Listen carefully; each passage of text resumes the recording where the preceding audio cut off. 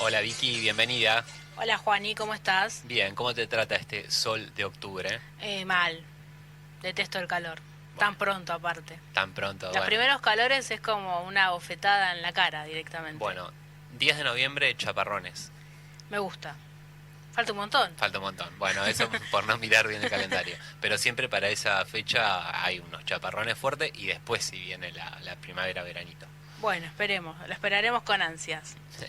Bueno, ¿de qué vamos a conversar hoy, Vicky? Bueno, en el marco del 27 de octubre, que hubo un programa especial ayer recordando a Néstor Kirchner, vamos a continuar en esa línea también, recordando algunos hitos puntuales que están íntimamente relacionados con lo que tiene que ver con el derecho y sobre todo con los derechos de las y los argentinos y cómo esas cuestiones marcaron un antes y un después. Y para arrancar, nosotros sabemos que Néstor asumió el 25 de mayo del 2003 Sí. Y lo hemos repasado bastantes veces y sobre todo en una de las columnas anteriores cuando hablábamos de la Corte Suprema de Justicia, el 5 de junio del mismo año, hace a 11 días de haber asumido, Néstor hace la primer cadena nacional Claro. y plantea que Julio Nazareno, que era el presidente de la Corte Suprema, debía ser destituido de su cargo por la cantidad de irregularidades que el Supremo tenía en su haber y todo lo que hacía que era contrario, de hecho, a su función, que tiene que ser velar por la Constitución Nacional y el cumplimiento de lo que ella manda.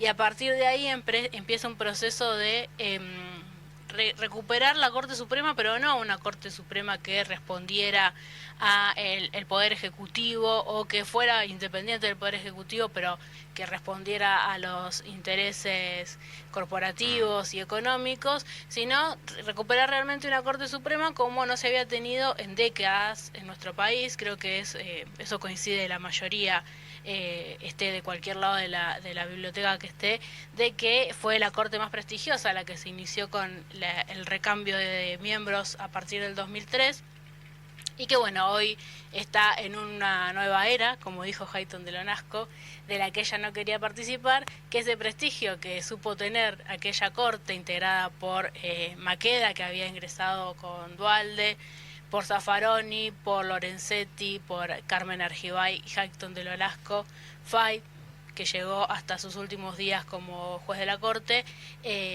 bueno, se había perdido. Y esto es un hecho importante porque sabemos que la Corte resuelve sobre grandes cuestiones, pero también resuelve sobre cuestiones que tienen que ver con nuestra vida cotidiana.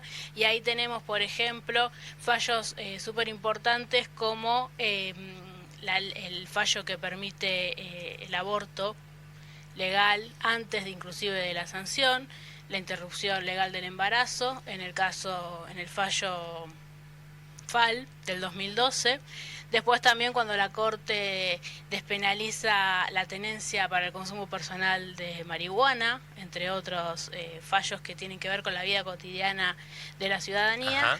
Y un fallo que no es menor y una consecuencia de haber modificado la Corte, que tiene que ver con la derogación de las leyes de vida y de evidencia de vida y de punto final, que en 2003, el 2 de septiembre, todo en el mismo año, el Poder Ejecutivo promulgó la ley 25.779, que declaró la nulidad de las leyes de obediencia de vida y punto final, que permitió el enjuiciamiento de quienes habían formado parte de la última dictadura cívico-militar, del genocidio, que después fue comprobado en los juicios de lesa humanidad que se llevaron adelante, y que fue ratificada por la Corte Suprema esta ley, y ahí es donde termina de cerrarse para siempre ese círculo de impunidad que tuvimos, primero con las leyes sancionadas por el gobierno de Alfonsín y luego por los indultos que trajo el menemismo.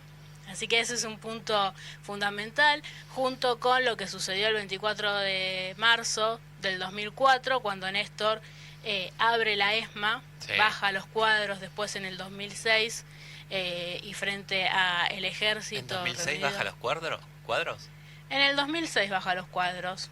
Mira, yo pensé que había sido por esa fecha en 2004. El 25 de mayo del 2006, ante las Fuerzas Armadas, claro, baja los cuadros en el 2004, ese 24 de marzo, Sí. y después en el 2006 es discurso que da Néstor frente a las Fuerzas Armadas, que Sí. dice, no les tengo miedo, Sí, y sí. plantea la democratización de los programas de las Fuerzas Armadas, ¿no? De los programas de formación para las Fuerzas Armadas.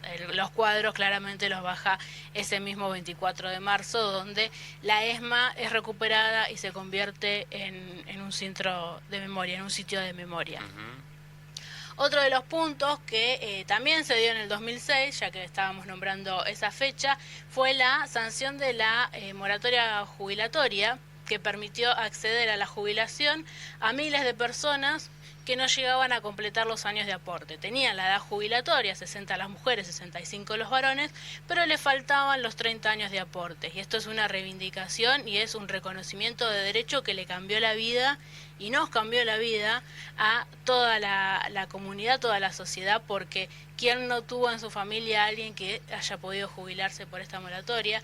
Que fue conocida coloquialmente como la jubilación de amas de casa, porque claramente en su mayoría, en su gran mayoría, quienes no completaban los 30 años de aporte eran las mujeres, que siempre hablamos de estas cuestiones, ¿no? De la inequidad en la distribución del ingreso y en los empleos, eran quienes tenían su trabajo en negro la mayoría del tiempo, y un reconocimiento también con ese nombre a las tareas de cuidado que siempre recaen en cabeza de las mujeres. Bueno, esto se dio en el año 2006, después hubo nuevas moratorias que fueron ampliando la franja etaria de las personas que podían acceder. Sí, es cierto. Mi tía Susana tuvo la posibilidad de jubilarse con la moratoria. Bueno, y se enojó mucho porque después tenía que pagar, ¿no? Los años que faltaban. Esto no es gratis, no se le regala nada a nadie. Y luego, lamentablemente, en otras moratorias eligió quejarse, ¿no? De que le regalaban la jubilación a otra gente. Bueno, pero ese es un caso puntual. Después mucha otra gente estuvo, por supuesto, muy agradecida. Y... No, pero aparte ella trabajó y está muy bien que lo haya podido hacer. Pero lo que quería remarcar es que yo en algún momento lo hablé con ella y le dije, bueno, pero te lo dieron igual, sí, está bien. Y como que no sabía qué decirme. Y esto es lo importante de Néstor, no es que daba cosas si vos estabas a favor o en contra. Eso hay que tenerlo claro, era una ampliación real de derechos. Son políticas públicas que se transforman en políticas de estados y que amplían los derechos, y que hay gente que la toma porque cree que es desde una postura meritocrática, y hay gente que agradece, comprende la ampliación de derechos, y aunque no le toque, inclusive sabe que cuando se mejora un sector de la sociedad, en realidad se mejora toda la sociedad, porque es un círculo virtuoso, en este caso, que es más, implica más que el acceso económico para poder comprar los bienes que cubran las necesidades básicas, sino también otorga la obra social PAMI, que permite cubrir todas las cuestiones que tienen que ver con salud. Así que desde ese lugar era completita, un caso similar a lo que sucedió posteriormente durante el gobierno de Cristina con la asignación universal por hijo. Exactamente. Y otro de los hechos que hizo Néstor ya no están... No, perdón, me estaba salteando uno fundamental porque ya me estaba yendo a cuando él era diputado. Es el pago al Fondo Monetario Internacional. Una cuestión que está muy debatida, muy en boga, y que nos preocupa a todos y a todas. ¿Qué vamos a hacer con el pago del año que viene al Fondo Monetario Internacional? Bueno, el 3 de enero del 2006... Néstor anunció que se cancelaba de un solo pago la deuda que tenía Argentina con el Fondo Monetario Internacional. Hay un gráfico que está circulando en Twitter que va mostrando cómo es la participación de la deuda de los países con el Fondo Monetario Internacional a lo largo de los años, y cuando llega al 2003, Argentina siempre estaba con mucha deuda, muestra cómo se baja y cómo va bajando también con posterioridad con el segundo pago que se le hace al fondo, y cómo en 2019 con el crédito 2018 es impresionante cómo volvemos al el puesto número 1 del país más endeudado con el fondo, y con un monto que ya sabemos todos es sideral. Impagable. Exactamente. Sí. Bueno, el 3 de enero del 2006, Néstor anunciaba el pago al Fondo Monetario Internacional, que eran 9.800 millones de dólares. Nada a comparación de lo que debemos hoy en día, y eso lo hacía con las reservas del Banco Central. ¿Qué tal? Así que eso, por supuesto que ha marcado un antes y un después en la capacidad del país para lo que tiene que ver con la producción, con la inversión social y la mejoría en la calidad de vida de nosotros y de nosotras. Y lo que yo ya me estaba yendo es lo que sucedió el 15 de julio del 2010, cuando Néstor ya era diputado, había dejado la presidencia y uno de sus últimos actos fue bajar al recinto del Congreso Nacional y votar a favor de la ley del matrimonio igualitario, que hay una anécdota de un señor que era diputado, que no recuerdo el nombre, que estaba ahí... ¿Bancalari? Creo que sí, no sé. Estaba como muy discutido el voto, y cuando baja Néstor, el bloque se ordena y todos levantan la mano y aprueban el matrimonio igualitario. Mirá. Yo tengo una anécdota también para comentarte, contada la misma historia desde el otro lado de la grieta, podríamos decir, pero recientemente, no sé si recordás que la entrevisté a Cynthia Houghton, que en ese momento era diputada y era una de las más fervientes opositoras a este proyecto, y me dijo que había, creo que eran 6 u 8 diputados del Frente para la Victoria que iban a votar en contra, y cuando apareció Néstor se fueron, dice.